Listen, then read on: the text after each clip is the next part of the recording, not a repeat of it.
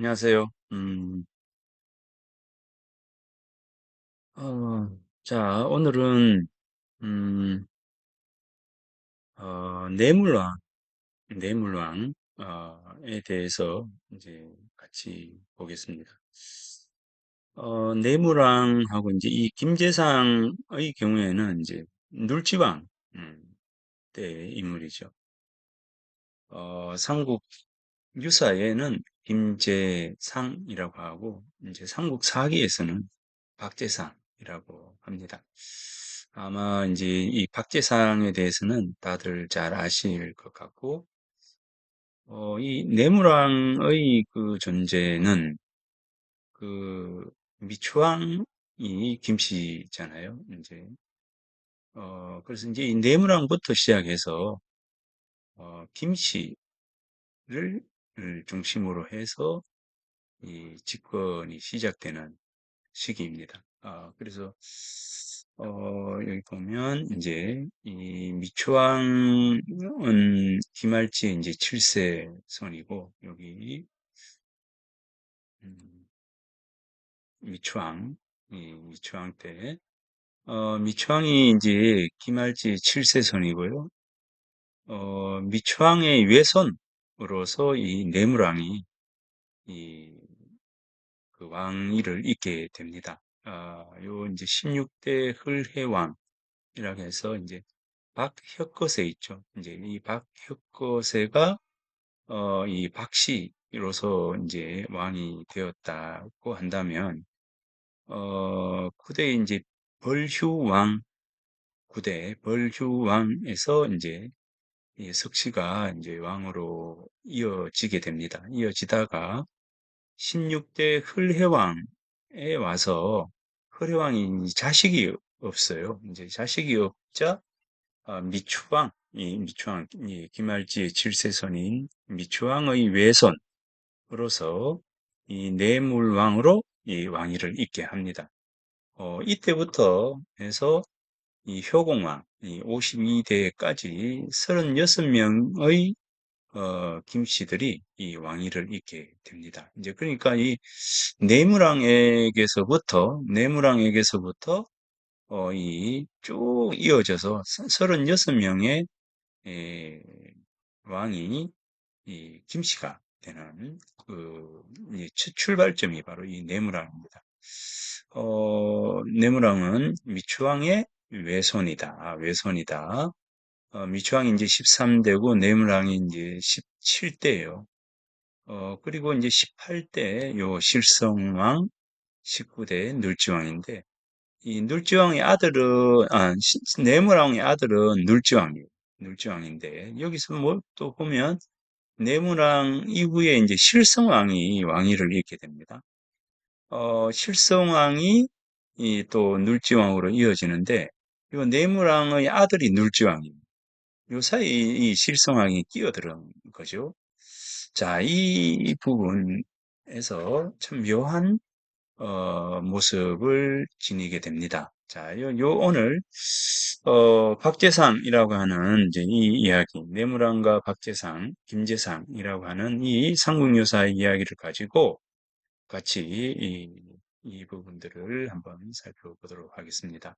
자, 이 내무랑을 먼저 볼까요? 내무랑을 보면 지금 이야기했던 것처럼 내무랑부터 효공화까지 36명의 김씨가 왕위를 잇는 그 첫 번째 인물이 바로 이제 이 내무랑이다.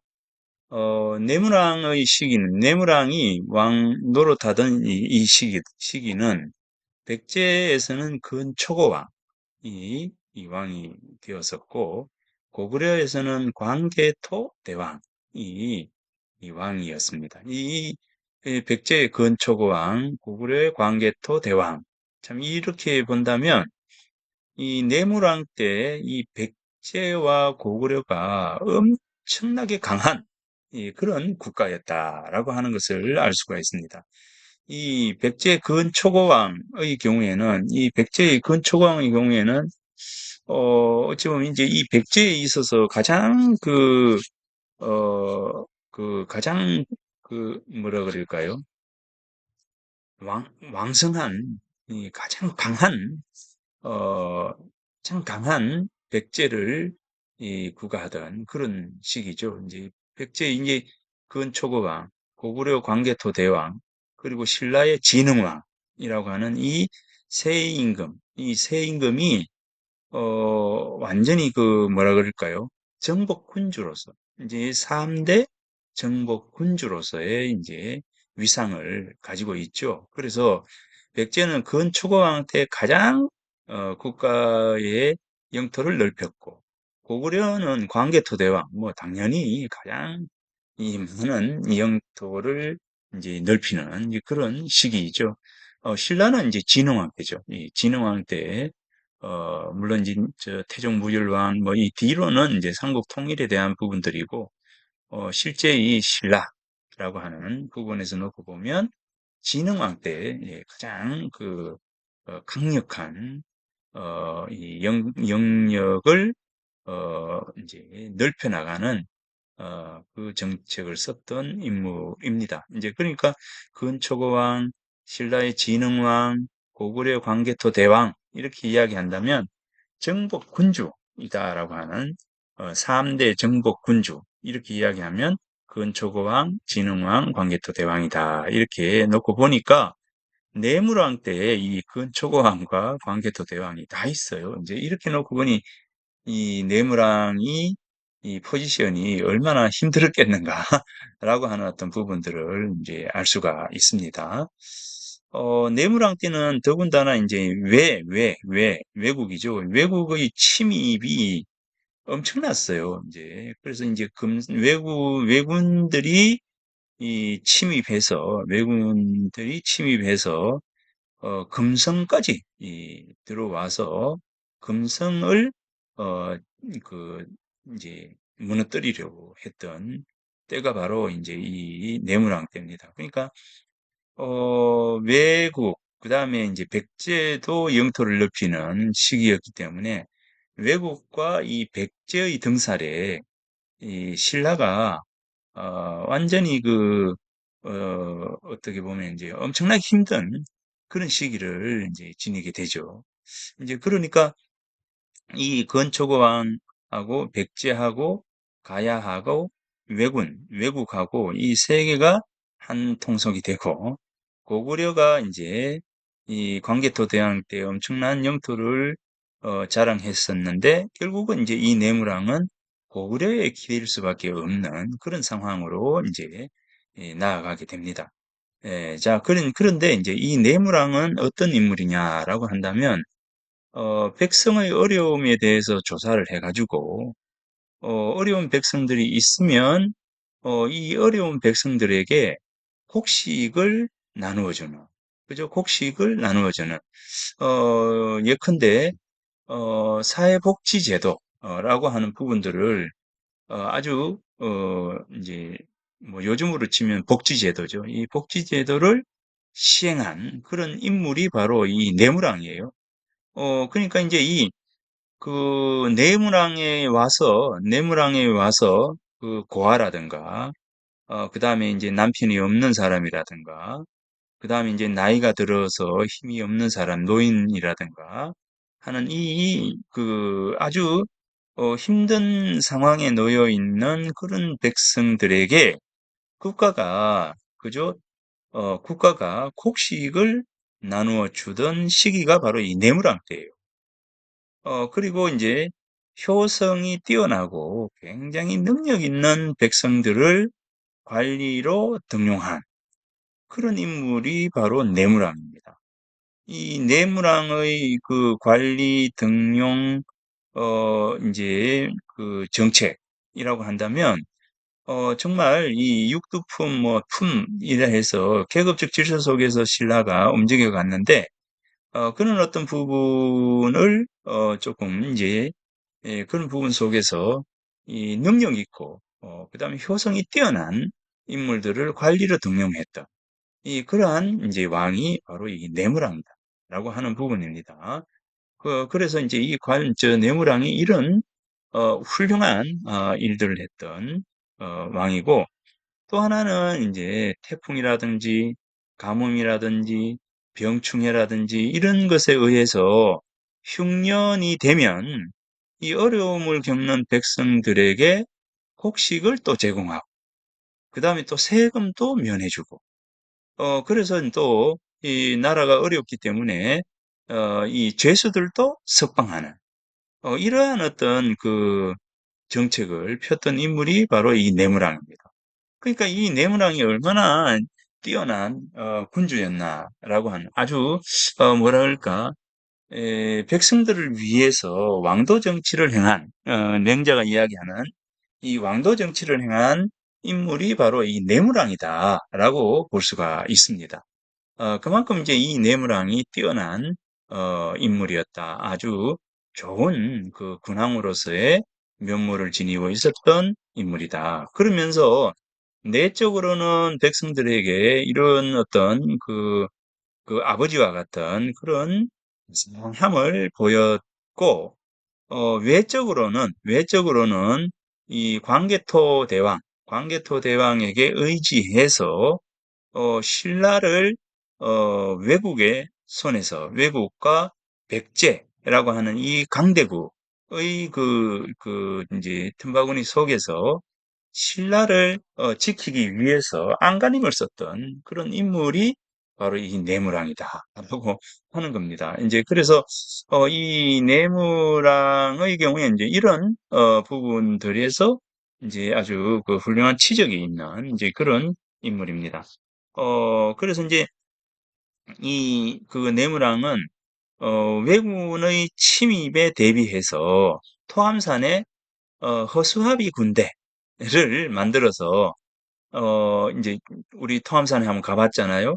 이 토암산과 화물산이 왕의 길 그쪽으로 이제 왜군이 이제 침입해 들어오니까 토암산에 허수아비로 군대를 만들어 가지고 왜군들이 이 허수아비 군대에 쏘가 가지고 들어오지 못하도록 이제 그렇게 하는 인물이 바로 이제 이 내무랑이었어요. 그래서 이제 그리고 이제 내무랑 9년, 그리고 내무랑 38년, 이렇게 이제 외국이 이 크게 이 그 신라를 침략을 합니다. 왜군들이 이제 그 침입을 할 때, 저기, 배에 백척의 병사를 데리고, 신라를 침입해요. 이때, 예, 금성이 함락될 뻔합니다. 그래서 겨우겨우 이 내무랑이 숨죽여서 있으면서 성을 이제 굳건하게 지킵니다. 그러면서 이제 이 장기 쪽으로 해서 뒤쪽으로, 우회 쪽으로 가서 협공을 해서 왜군을 물리쳤던 그 인물이 바로 이제 그 내무랑입니다. 그래서 이제 이렇게 이제 본다면 내무랑이 내적으로 굉장히 어려운 지경에 놓여 있었지만 아주 그 백성들을 사랑하고 또 백성들에게 왕도 정치를 행하고 그러면서 외적으로는 바로 고구려와 예, 동맹을 해서 왜군을 무찌르는 이제 그런 인물이었습니다. 자, 이런 과정 속에서 자, 내무랑이 이 고구려를 함부로 할 수가 없잖아요. 고구려 함부로 할 수 없으니까 어떻게 하느냐면 이 내무랑이 이 실성을 고구려로 볼모로 보냅니다. 자, 여기에서 이제 이 실성이라고 하는 인물이 마음속에 이제 섭섭함이 많았겠죠. 그죠? 섭섭함이 많았을 겁니다. 그래서 이 실성 왕이 이 실성이 이 고구려의 볼모로 잡혀 있다가 399년쯤 될 겁니다. 399년 정도에 399년 정도에 이 네모랑이 굉장히 음, 뭐라 그럴까 그 399년이죠. 399년, 396년, 자 여기, 자 여기, 399년, 399년, 인가요? 음,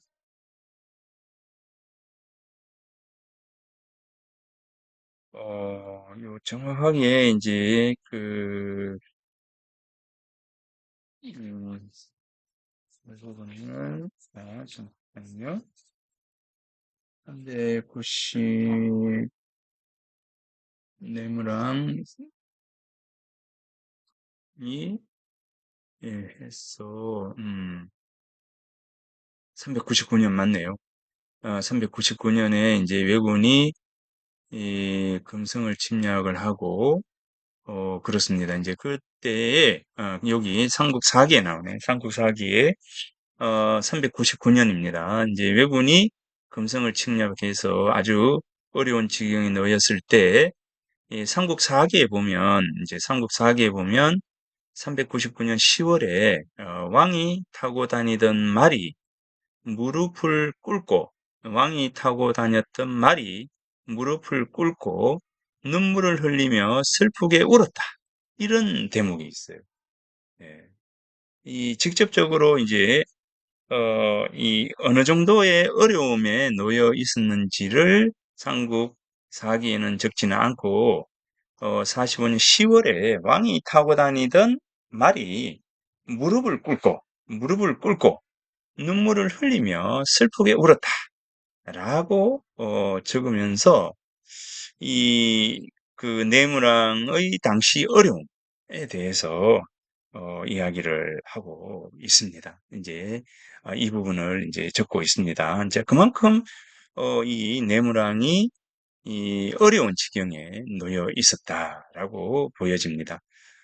그래서 이제 이 내무랑이 399년 이제 그런 일들을 당했기 때문에 이때 이제 401년이죠. 401년에 이제 이 실성왕이 고구려에서 이제 옵니다. 이 내무랑이 이제 상당히 위독하다라고 하는 소식을 들었을 거고, 그래서 실성왕이 고구려에서 볼모로 잡혀 있다가 다시 신라로 귀국하는 것이 401년에 실성왕이 들어오고, 그해 이 내무랑이 삶을 마치게 됩니다. 사망하게 되고, 이제 내무랑이 사망을 하자 이 실성왕이 왕이 오릅니다. 뭐 실성왕이 왕이 올라요. 자, 여기 이제 이 실성왕이 왕위에 오르게 되는데, 실성왕이 왕이 오르고 난 이후에, 실성왕이 왕이 오르고 난 뒤에 402년에 바로 이 실성왕이 누구를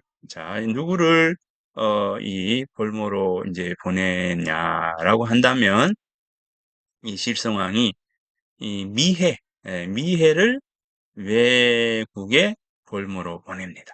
요게 이제 지금 오늘 읽을 삼국 사기의 글에서는 390년에 미해를 저기 외국에 볼모로 보냈다라고 적고 있지만 사마천에 아니 삼국 사기요. 삼국 사기에는 402년에 그 미해를 볼모로 보냈다. 이렇게 이제 적고 있습니다. 이 부분에서는 이 삼국유사의 이 연도보다 삼국 사기의 연도가 아마 더 신빙성이 있지 않을까라는 생각이 들어요. 이제, 자, 여러 가지 부분에서. 자, 여기 보세요. 자, 미추왕의 13대죠. 어, 미추왕의 외손이 내무랑이 바로 이제 왕이 되고요. 자, 그래서 이제 392년에 이 내무랑이 392년에 실성을 고구려로 보냅니다. 이 광개토대왕 때인데 이제 신라를 도와가지고 왜군을 물질러주고 신라를 저기 위해서 백제로부터의 이제 협공을 막아주고 하는 감사의 마음으로 이 실성을 고구려로 이제 볼모로 보냅니다. 그러고 난 이후에 이 10년 정도를 이제 실성왕이 볼모로 있다가 바로 이제 내무랑의 401년에 들어온다 했죠. 401년에 들어옵니다. 들어오는데 이 실성왕은 또 요 미충왕이 외손이 내무왕이었다 했잖아요. 근데 이 실성왕은 뭐냐면 실성왕의 아버지는 미추왕의 동생이다. 미추왕의 동생이 인 아버지 미추왕의 동생이에요. 미추왕의 동생 의 아들이 바로 이 실성왕이고 또 미추왕의 딸이 이 실성왕의 아내가 돼요. 이 족보가 그렇죠. 미추왕의 동생, 예, 미추왕의 동생 대서지, 그죠? 대서지, 그 대서지의 아들이 실성이고, 미추왕의 딸이 뭐 또 아내예요. 자, 아무튼 이렇게 해서 지금 미추왕의 외손이 내무랑이고, 미추왕 동생의 아들이 실성왕이에요. 자, 이렇게 해서 아무튼 김할지의 후손이 바로 내무랑으로서 이때부터 이제 김씨들이 왕 노릇을 하게 되는데 내무랑에게는 이제 눌지라고 하는 아들이 있고 보해라고 하는 아들이 있고 미해라고 하는 아들이 있어요. 그래서 이제 보해, 미해, 눌지 자, 이 세 아들이 있습니다. 세 아들이 있는데 요 실성왕이 401년에 이제 귀국을 한다 했죠. 401년에 귀국을 해서 이제 왕이 되고 난 이후에 여기 보면 이제 10년 볼모로 고구려 가 있었기 때문에 고구려의 이 권력자들, 이 힘 있는 사람들을 잘 알아요. 이제 그래서 고구려의 고구려의 이제 아주 요 고동석이라고 하는 인물하고 대신들을 불러서 왕이 된 이후에 불러가지고 아주 그 연회를 베풉니다. 이 연회를 베풀어요. 이 연회를 베푸는데 연회를 베풀면서 이 술을 마시는 자리에서 눌지보다 앞서서 이 고동석이라고 하는 이 인물을 만나게 됩니다. 이 실성왕이 만나가지고 이 고동석에게 뭐라고 하느냐면, 나 대신 이 눌지왕이죠. 이 눌지를 처치해달라. 라고 이 청탁을 해요. 그래서 이제 이 고동석이 알겠노라고 하고, 이제 그, 알겠노라고 하고, 그 다음에 이제 이 눌지를 만나게 됩니다. 그래서 눌지를 만나가지고 이 눌지가 굉장히 뛰어난 인물이었던 것 같아요. 그래서 백성들에게도 신망을 얻고, 굉장히 능력이 뛰어난 인물이었기 때문에 이 실성왕이 눌지를 견제하기 위해서 왕일 때 이제 견제하기 위해서 이 고동석이라고 하는 인물에게 눌지를 처치해 달라고 청탁을 했는데 고동석이 이 눌지와 만나가지고 사흘 동안을 술을 마시면서 이제 서로 지내보니까 눌지가 굉장히 뛰어난 인물이거든요. 예, 그래서 이제 둘이 친구가 돼요. 친구가 되면서 서로 굉장히 친한 사이가 되면서 이 고동석이 이 눌지에게 사실은 실성왕이 너를 죽이라 라고 청탁을 했다 라고 이야기합니다. 그러니까 눌지가 화가 났겠죠. 이제 화가 나서 이 고동석에게 거꾸로 부탁을 합니다. 거꾸로 부탁을 합니다. 예, 그래서 이제 서로 고동석과 이야기를 나눠서 눌지왕을 죽이기로 이제 그렇게 이제 이야기를 하죠. 그래서 이제 이 실성왕이 고동석을 만났는데, 눌지하고 친하게 지내거든요. 그러니까 이게 뭔가 잘못되었나 라고 생각을 했더니 이 고동석이 이 눌지를 연애를 여는 자리에서 눌지를 내가 죽일게 라고 이야기를 합니다. 이제 그래서 이제 알겠노라고 하고 이 실성왕이 이 연애를 베풉니다. 그래서 이제 연애를 베푸는데 이 고동석이 눌지와 같이 자리하는 그 자리에서 이 눌지가 바로 이제 이 고동석과 서로 짰잖아요. 짜서 이 눌지가 실성왕을 이제 죽이게 됩니다. 그래서 이제 요 사이에서, 자, 요 사이의 시간 속에서 이 보해와 미해라고 하는 부분인데, 사실은 이제 이 보해를 412년에 이제 고구려의 볼모로 보내고, 이 미해를, 칠성왕이 미해를 외국에 이제 402년에 이제 보냅니다. 그러니까 이 부분이 맞는 것 같아요. 이제 실성왕이 왕이 된 이후에,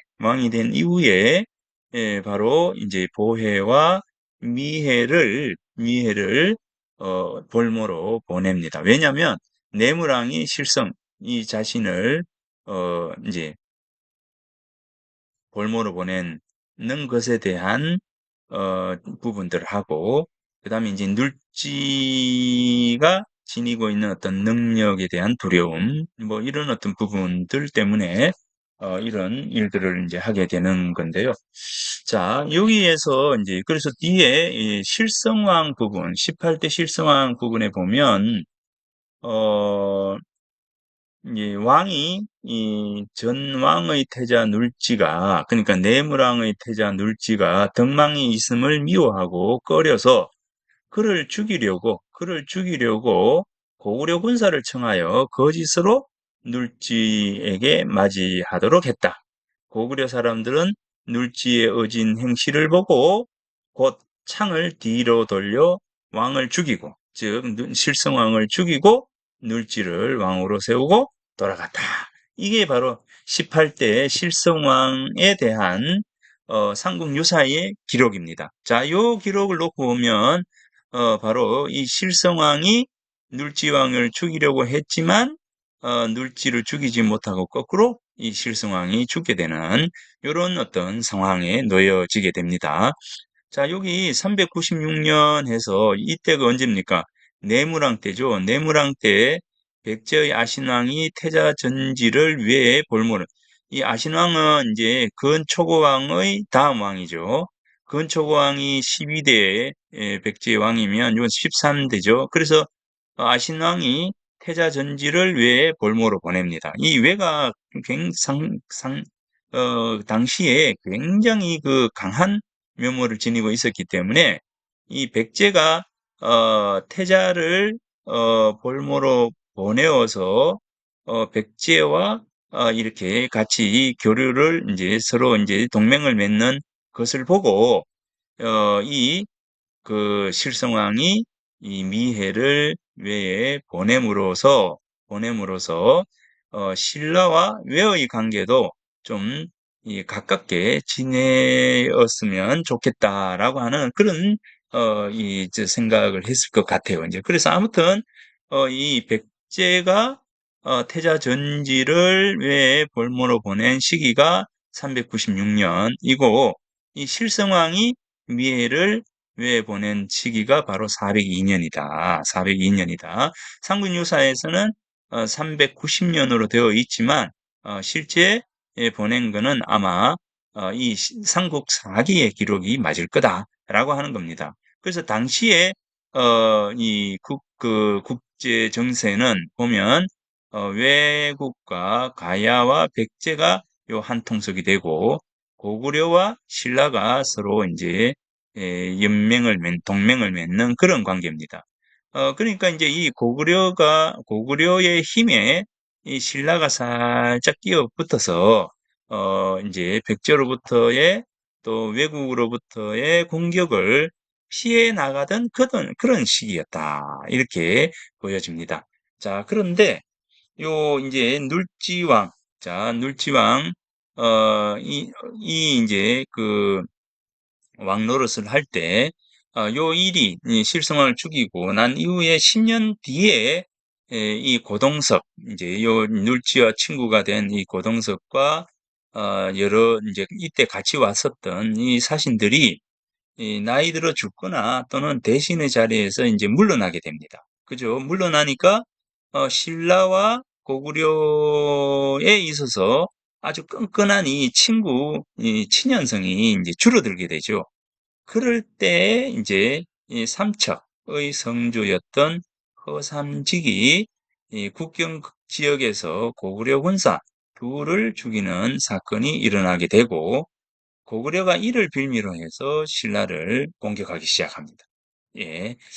그렇게 되니까 이제 어떻게 됩니까? 할 수 없이 이 보혜를 412년에 볼모로 보내게 되는 것이죠. 이제 그래서 이런 어떤 상황 속에서 보혜와 미혜가 둘 다 고구려와 이제 외국으로 이제 볼모를 가게 되는 이제 그런 부분이 됩니다.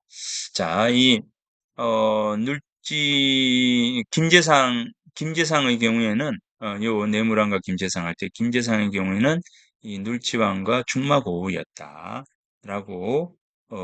이야기를 합니다. 그렇다면, 이제, 이 눌지왕과 중마고우였던 이 김제상이 눌지왕을 위해서 보혜와 미혜를, 이제, 한국, 데리고 오는 그런 노릇을 이제 하게 되는 것이죠. 자, 그래서 요 부분을 이제 살펴보면, 이 삼국유사와 이제 삼국사기가 기록이 연대가 달라요. 이제 아까 이야기했던 것처럼 미해를 외고로 보낸 게 390년 삼국유사에는 되어 있는데, 여기 내무랑 37년에 아까 뭐랬습니까? 실성을 고구려의 인질로 보내죠. 392년에 보내고, 401년에 내무랑이 저기 한 46년이죠. 이제 요때 401년에 실성이 귀환을 하게 되고 402년에 실성왕이 즉위를 하면서 외국과 강화 조건으로 미해를 인질로 보내버립니다. 자, 요 부분이에요. 보내버리고 실성왕 11년에 이제 복호 예, 이제 보혜를 어디로요? 고구려로 인질로 보내버립니다. 자, 이렇게 놓고 보니까 자, 이 실성왕이 이 그 눌지왕 형제, 눌지왕의 동생 둘을 모두 인질로 보내버리는 이런 부분들입니다. 자, 이렇게 놓고 보니까 묘한 이 갈등의 관계가 보여지죠. 그리고 이제 417년에 눌지왕이 즉위합니다. 자, 이 부분은 이제 삼국유사나 삼국사기나 이제 같아요. 이제 같은데, 자, 이렇게 놓으면 이 즉위년도하고 이 같은데 왜 요 부분을 이제 내무랑 때로 미해가 가는 것을 내무랑 때로 이렇게 적고 있는가? 자, 이 부분은 아마도 이제 일련의 뭔가 의도가 있었지 않았겠는가라고 하는 이제 그런 생각이 듭니다.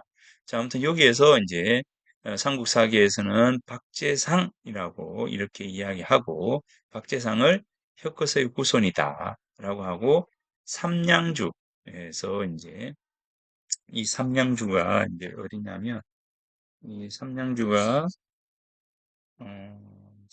양산, 양산입니다.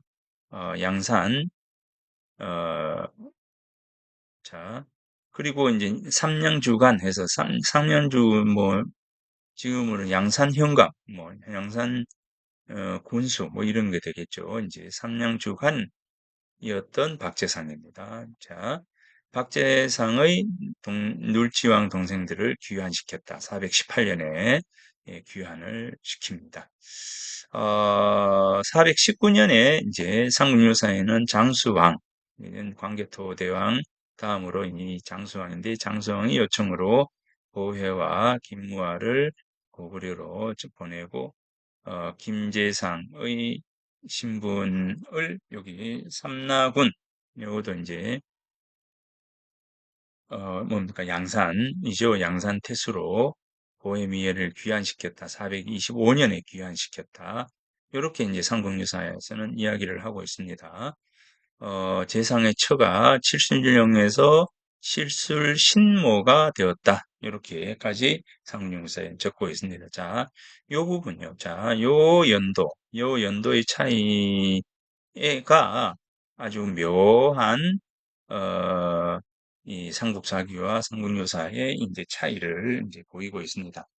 실제로 봤을 때는 요 삼국사기의 연도가 맞을 거다라고 하는 생각입니다. 자, 여기 이렇게 놓고 보니까 어떻습니까? 이제 이 내무랑과 자, 이 내물왕과 자, 이 실성이라고 하는 실성과 내무랑 실성왕 눌지라고 하는 이 세 왕의 이 관계를 놓고 보면 아마 이 부분이 맞지 않을까. 자, 내무랑이 실성을 고구려 볼무 보내고 이 실성왕이 이 내무랑의 두 아들을 또 골무로 보내고 눌지를 죽이려 했던 그런 모습입니다. 자, 그러니까 이제 골무로 가서 죽든지 살든지 뭐 그죠? 아, 이제 언제든지 죽일 수 있는 그런 상황이죠. 이렇게 보면 아마 내무랑을 실성왕이 이 마음으로 굉장히 마음속으로 자신을 볼모로 보낸 것에 대한 안갚음, 뭐, 이런 부분들이 있었지 않았을까라는, 부분들입니다. 자, 여기에요. 자, 요런 어떤 내용들이, 바로, 내물왕과 김재상이라고 하는, 여기, 내물왕과 실성왕, 눌치왕이라고 하는 이 부분에서, 요런, 이야기들이 존재한다라고 하는 겁니다. 자, 요게 이제 배경죠. 요걸 그 배경으로 놓고, 여러분들이 이 내무랑과 김재상이라고 하는, 요, 어, 설화, 이야기를, 읽을 필요가 있다라고 하는 겁니다. 자, 요 부분입니다. 자, 삼국유사. 자, 구원 1의 내무랑과 김재상이라고 하는 요 부분입니다. 여기에서 보면 이제 이 김재상이 어, 김재상이 어디로 갑니까? 이제 이 어, 김재상이 어, 자, 김재상이 어, 미사한 그죠? 보혜미해 복호 미사한인데 보혜미해 자, 보혜미해를 구하기 위해서 이제 가게 되는데 요때 이제 그 보면 자, 요 부분을 우리가 주목할 수가 있습니다. 자, 우리가 여기는 여러분들 잘 알죠? 이제 왕의 길에서 자, 요 부분을 이제 요거죠. 요 길이 왕의 길이죠. 이제 즉 신문왕이 걸어가고 탈해왕이 이제 신라로 잠입하던 길이고 그다음에 이제 문무왕의 그 이제 장래 행사가 이 길을 갔다라고 하는 게 삼국유사에 전해지는 길이죠. 자, 그 다음에 이제 삼국유사에 전해지는 공식적인 길이 바로 요 길이에요. 요 길. 자, 요 길입니다. 그래서 이제 삼국유사에 자, 이 울산입니다. 울산 쪽으로 가는데 삼국유사에 전해지는 이제 역사적인 길. 그래서 이제 공식적으로 놓고 보면 삼국유사, 우리나라의 그 고대 문헌을 통해서, 이제, 말해지고 있는 옛 길의 정확한, 부분들은 바로 여기 왕의 길의 모습하고, 그 다음에 또 하나는 박재상이 일본으로 가던 그 길이다. 요 길입니다. 이제 그래서 요 길과 자, 요 길이 이 삼국유사의 정확한 여정이 보이는데 바로 요런 요 길이다라고 하는 겁니다. 자, 요 길이 이제 요거는 뭐냐 해동지도에서 1700년도에 그려진 그 길인데, 지도인데, 여기에 여전히, 자, 이 길을, 그려놓고 있다라고 하는 것이고, 바로 여기도 마찬가지예요. 자, 여길, 자, 요 월성을 끼고, 요렇게 울산으로 가는 울산계. 자, 요 길이죠. 자, 이 길이 예, 그대로 이제 보인다라고 하는 겁니다. 어, 그리고 이제 이쪽으로 가거든. 자, 그 다음에 이제 여기가 바로 이제 내무랑릉입니다. 내무랑릉. 요 옆에, 여기가 이제 계림이죠. 자, 여기가 계림입니다. 여러분들이 이제 월성을 가게 되면, 자, 이쪽 부분이 이제 월성이 되고, 어, 그죠. 이쪽 부분이죠. 월성이 되고, 내무랑 옆에, 내무랑 옆에 계림 옆에 지금 향교 옆에 이제 교동, 이렇게 해서 이제 이렇게 쭉 됩니다. 자, 그러니까 여러분들 잘 알겠죠? 자, 내무랑릉. 자, 이 내무랑. 진나라와 이제 서로 교역을 했던 그 아주 이제 신라 사이에 있어서 초기의 그 군왕 중에서 굉장히 뛰어난 인물, 백성들을 사랑하고 또 국가를 유지하기 위해서 엄청나게 노력했던 그런 인물이 바로 이 내무랑이다. 라고 하는 겁니다. 그래서 이 내무랑의 존재는 신라사에 있어서 굉장히 중요한 인물이다. 이렇게 보여집니다. 자, 내무랑이고요. 자, 그래서 이제 아까 이야기했던 바로 요 부분입니다. 자, 요 부분이 이 바로 내무랑 어 이제 뇌물안과 관련되는 여러 가지 이야기들이 바로 이 부분으로 이야기가 된다라고 하는 것을 기억을 이제 해주면 좋겠습니다. 자, 그리고 이제 삼국유사와 삼국사기에 보여지는 연도, 어, 자, 요거는 이제 박재상 기념관 뒷부분이니까 자, 다음 시간에 이 부분을 하도록 하겠습니다.